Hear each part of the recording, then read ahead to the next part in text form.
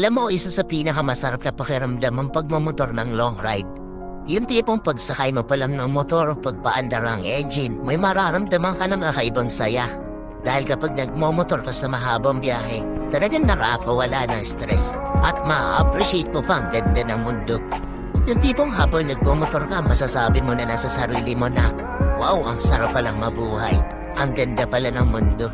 Lalo na kapag ang patakbo mo yung chill lang, yung ine-enjoy mo lang talaga ang moment. Madami kasi tayo kanya-kanyang problema sa buhay. Pero kapag nagmomotor ka na, makakalimutan mong problema mo.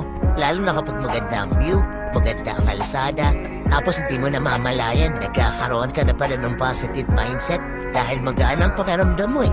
Kaya kapag stress ka na, kailangan mo lang din talaga minsan ng mahabang biyahe bilang isang pahinga eh. Ang weird no?